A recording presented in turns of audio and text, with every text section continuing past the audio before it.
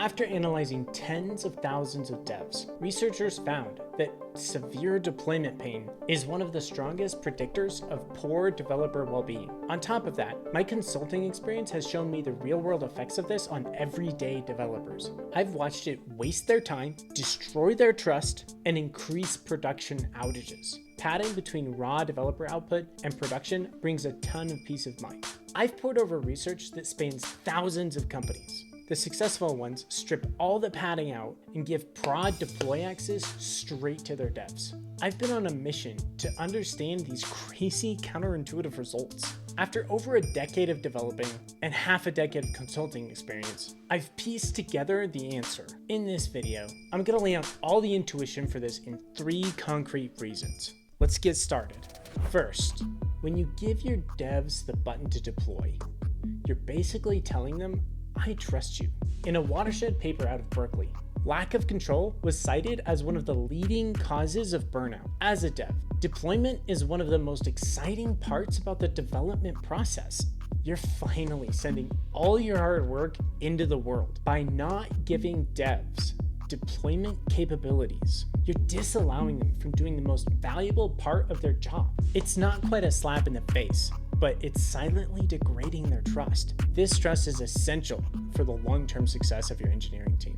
But there's an almost worse short-term killer too. This is my second point. Devs can end up just wasting time. When devs have to wait for a deployment approval or process, they might actually just wait. Dealing with complex tasks requires a ton of context in your head. This makes new tasks super mentally taxing. This puts devs in an awkward limbo. They're unable to get the dopamine hit of completing a task, and they can't start something new without slashing productivity. The last thing anyone wants is to bake into the process a period of stagnation. You'll end up paying for it in the form of money, time, and trust. Strip out this padding. When you give your devs access to deploy directly to production, you eliminate one of the biggest headaches and let them do more with less time. Your padding and approvals are supposed to create safety and stability. The last point I have for you will give you peace of mind on this. It mathematically proves that by minimizing the deploy process, you immediately reduce the number of deploys that break production. Point number 3.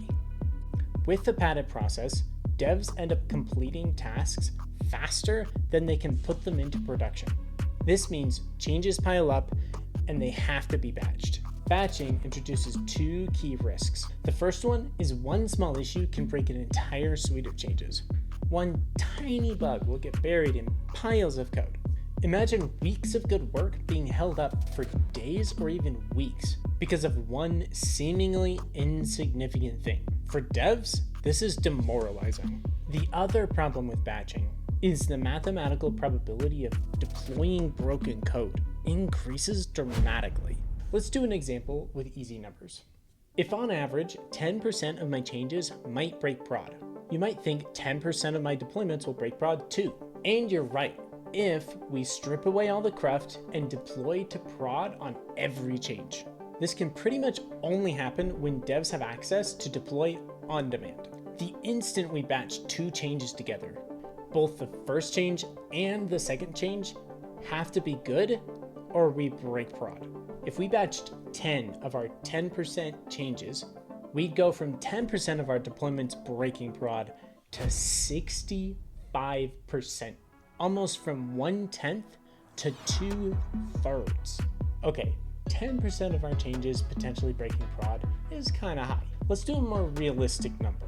Let's say 1% of our changes might break prod, but we batch 20% of our changes together. Pause if you want to do the math on this real quick. And 18.2%. That's almost 1/5. We've gone from 1% of our deployments breaking prod all the way to 18%.